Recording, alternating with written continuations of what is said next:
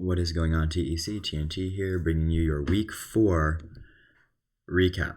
Now, as always, everything in here is just my opinion. Please don't take it personally. Most of it's meant for jokes, some of it's some play, but none of it reflects any of you as players or people.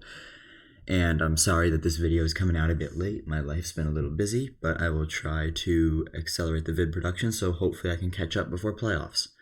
And also, the special will be dropping soon after this video, so keep an eye out for that. And with that, we get into it. We start in Asia Slash, as always, with Vanilla versus Pulsey. That crit was almost a Hax robbery, but Lycan was able to turn the tide late. Nilla played that really well, from A to Z. Didn't panic and ended up coming out ahead. Also, I'm not entirely sure, but I believe Pulsey may be reusing sets week to week to further accelerate the 5-minute prep. Future opponents and Pulsey, take that as you will. Next, we have Lucat against Maverick. Maverick won 1-0, and that was a close one. Also, Gravity Lando I, status spreading special Silvally Dragon. I can tell Mav had a lot of fun prepping for this one. Mav's team as a whole gets set of the week. The tech worked beautifully. Well played game from both. RNG was even, and it was just a generally fun game to watch. Next, we have Oren against Amarillo, and Oren won 3-0, and we have Nickname of the Week going to Amarillo. As good as the tribute to our glorious stall leader through Slowbro's Nick was, this week's award goes to the Scrafty Thug Life.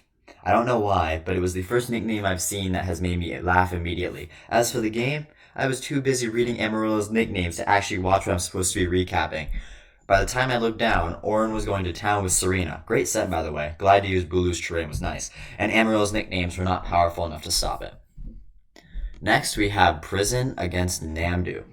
And we have our Hacks of the Week. What a horrible sequence. This is clearly the setback in the protagonist's arc to make him seem beatable, but we all know that Prison has the ultimate plot armor. TEC is scripted, the moon landing was fake, and if you'll excuse me, I need to go put on my tinfoil hat. There. Now I'm ready to explain Prison's overpowered, top-secret 16 laws which lead to free wins without being interfered with by big government's brainwaves. Remember, the information you are about to hear is sensitive. The man doesn't want this information getting out. Be careful. I will now begin Prison's laws. Law 1. Just win.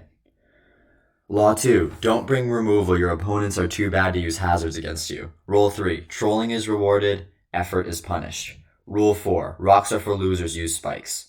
Rule 5. Zero Aura is garbage. Use Thwacky, Cloister, and Blacephalon. Rule 6. Special Mega Chomp is bad. Use SD every game. 7. Don't mock. That's MOCH. 8. Don't bring resists. You have 5 sacks every game for a reason. 9. Give your opponent 0 respect. They're just not as good as you unless it's Oren because he's goated. 10. Oren is goated. You have to try against him. 11. Mav is bad. He lost finals after C-teaming you and gave 6 kills to a 3-point mon.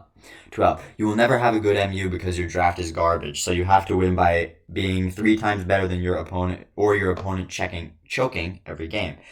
13. Name your mons after what your opponent brings. It's not a prediction because you always know the answer. 14. You have to use bad mons so you will always find the one heat set that wins. It will always be there. 15. P2 is literally the best mon ever. 16. Don't predict. Your opponent will just choke and it makes you look bad.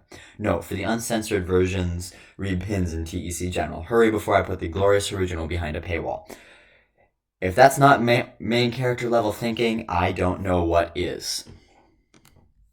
Next, we go to Jake versus JK. Jake won 3-0, and Jake did a great job of counterplaying Rain. I loved the Umbrella Pex tech. This game was fairly straightforward. Jake's team had webs and the capability to counterplay Rain, which he capitalized on. Rain can be hard to stop, but if someone has the ability to stop it, Rain has difficulty getting around its lack of versatility. Well played. Next, we have JTK against Unknown. JTK won 5-0 in our blowout of the week. That Lando is certainly a set. Unknown had nothing defensively for Edgequake, and no offensive checks once Lando outsped. So Pult falls further. Next season, Orange should consider 10-point Pult because it's performing like a 10-pointer this season. Well played, JTK.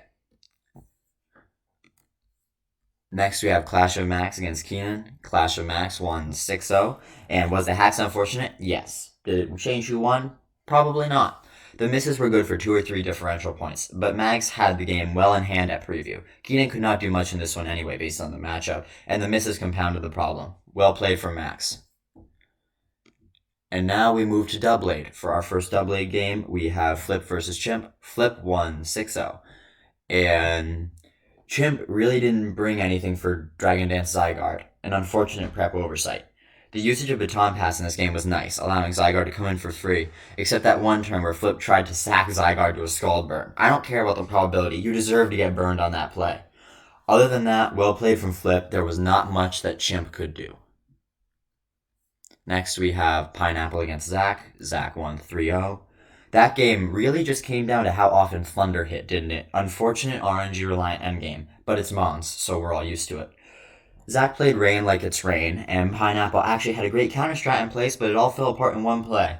Why not sack Milo instead of Tarek? It's not like that Milo was doing anything much with 3% HP left, and I'm sure Tarek could outspeed and kill most of his team, and would have likely been able to help with the Raikou endgame to make it less of a steep chance of victory. Next we have Dom against Hydra. Was Tauros close combat? The only way I see Dom winning that game is predicting the Lop switch with close combat Tauros. Well played from both, and not much to say about this one other than the fact that it happened. Next we have Freezerman versus TG, and TG continues to strengthen his bid for both the luckiest coach and a promotion.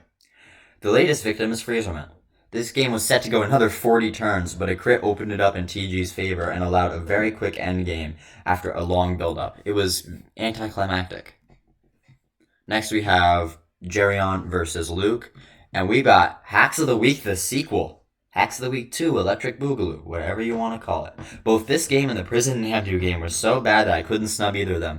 Like a crappy sequel to an already bad movie, this game picks up on the same feeling as the previous iteration of this week. Pain and suffering. Luke 100% deserved that win, but the game simply said no, Gerion is winning today. This week needs an exorcism. Next we have Brayden versus Pawn. Brayden won 2-0. The sucker mind games at the end of this match were very entertaining. As such, we have Game of the Week. I really liked watching this one and highly recommend watching the whole game for anyone who hasn't already. It went from a bulk fest into a shootout, only to end in a series of 50-50 choices. This game will alleviate your boredom, guaranteed, or your money back. Next we have Finley versus Lucifer. Finley won 3-0. So Polt loses another one. 10-pointer confirmed? If my calcs are right, that was a cute charm Sylveon.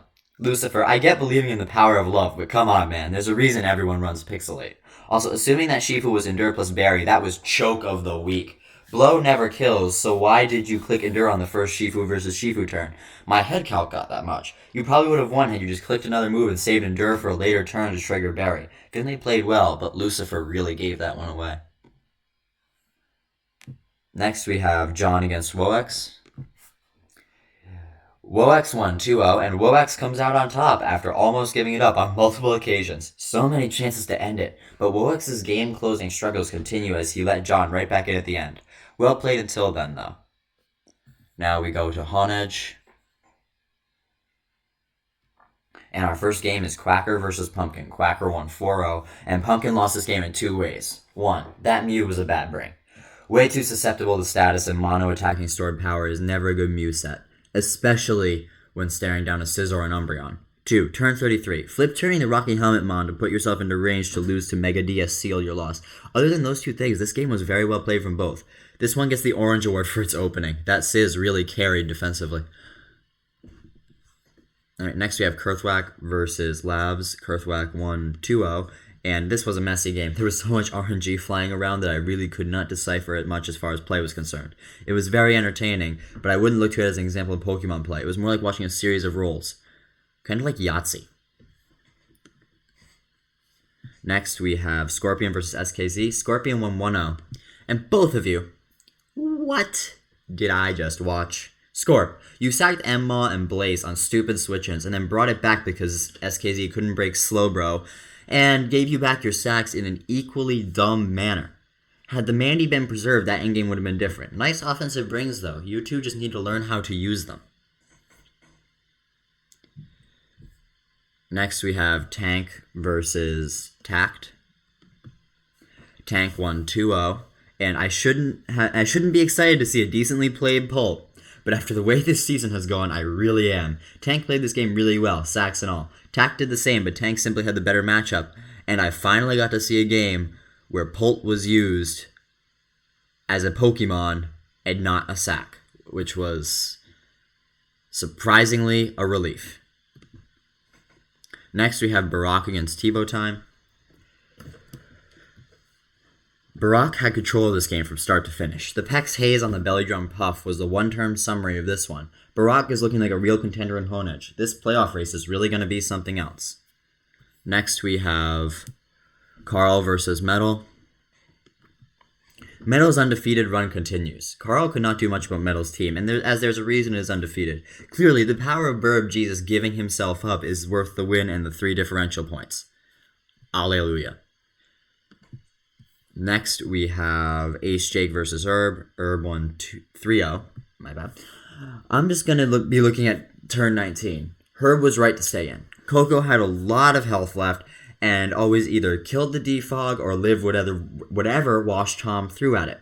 Going Gapdos to predict defog opens him up to losing to Toge, or he loses to the Gapdos damage from Wash Tom. Ace Jake, you really should defog there. You need the health on Zard. In case you forgot, due to rocks being up, you were in first impression range, so it did not matter how much you set up. That Surfetch was just going to come in, click impression, and kill you. And for our final game, we have Schmite against Flint. Anyone remember when I compared a game to Alabama versus Vanderbilt? Well, this one was Alabama versus Old Dominion. The third string came in and still won by 30. The crit ended the straight lax sweep. D-Dan's Zygarde was forced out by Dragon Tail, and then Mega Glade came in to sweep. This is what happens when you allow broken rosters, Honedge. You did this to yourselves. Alright. So I didn't get to any Crusades this week because all of you played your games, but I do go into a little bit of Crusade funness in the special, so make sure to watch out for that, and I will see you all next week.